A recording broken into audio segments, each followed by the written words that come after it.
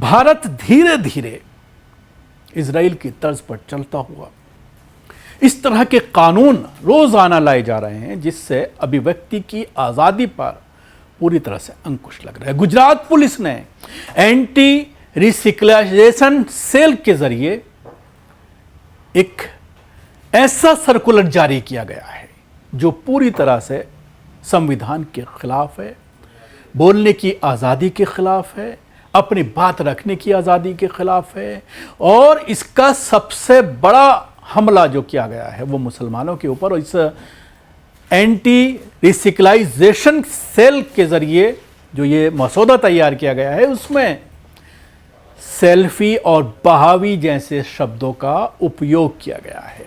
ये cell social media पर post comment करने वाले और प्रवचन करने वाले धार्मिक गुरुओं के बयानों की निगरानी करेगा।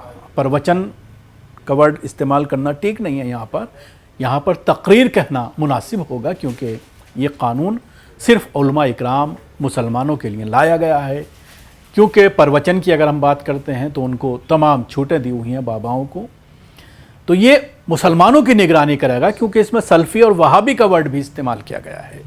गुरुओं के बयाने की निगरानी करेगा और किसी भी बयान या पोस्ट का मतलब अपने मन मुताबिक निकालेगा। जिस व्यक्ति को गिरफ्तार किया जाएगा उसमें यह भी कहा गया है कि अगर आपने अचानक दाढ़ी रख ली और आप आम बातचीत में अरबी अल्फाजों का इस्तेमाल कर रहे हैं, जैसे अगर कई बार होता है कि अगर कोई हज पर गया है या फिर जमात में 40 दिन के लिए गया है और जब वो वापस आता है तो अक्सर उसकी ज़बान से अल्हम्दुलिल्लाह, इंशाअल्लाह, माशाअल्लाह इस तरह के अल्फाज निकलते हैं। तो ये कहा जा रहा है कि अचानक अगर कोई दाढ़ी रख लेगा, उसके साथ ही कुर्ता पजामा पहनने लगेगा, इंशाअल्लाह, माशाअल्लाह, सुभान अल्लाह कहने लगेगा, दुआएं उसकी ज़बान से निकलने लगेंगी, तो वो शक के दायरे में आ सकता है और उसके ख़िलाफ़ इसका इस्तेमाल किया जा सकता है।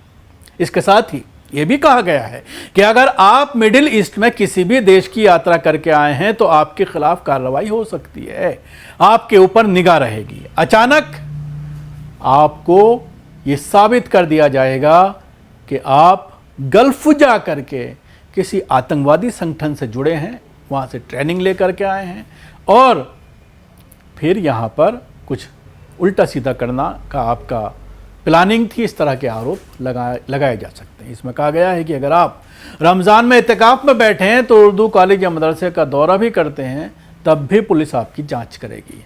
अब आप सोचिए कि रमज़ान के महीने में लोग 3 दिन के लिए, 10 दिन के लिए इत्तिकाफ़ में बैठते हैं, तो अगर आप इत्तिकाफ़ में बैठे हैं या फिर मदरसों में पढ़ रहे हैं, उर्दू मीडियम स्कूलों में अगर आप पढ़ रहे हैं तो पुलिस आपकी जांच कर सकती है।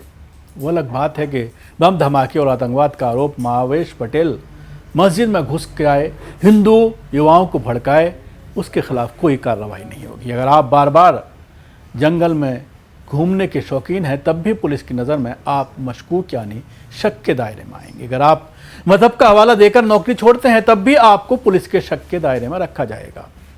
आप अगर टेलीग्राफ पर कुछ ग्रुपों का हिस्सा हैं तब भी सावधान हो जाएं। आप किसी ग्रुप को चला रहे हैं, कई ग्रुप्स को चला रहे हैं, तब भी आपको सावधान होने की ज़रूरत है। तो ये जो सामने आप टीवी स्क्रीन पर देख रहे हैं PDF की कॉपी जो गुजराती लैंग्वेज में है और उसको ट्रांसलेट किया गया है, तो आप इससे आप अंदाज़ा लगा सकते हैं, इसको पढ़ने के बाद आप अंदाज़ा लगा सकते हैं कि कितना ख़तरनाक है ये।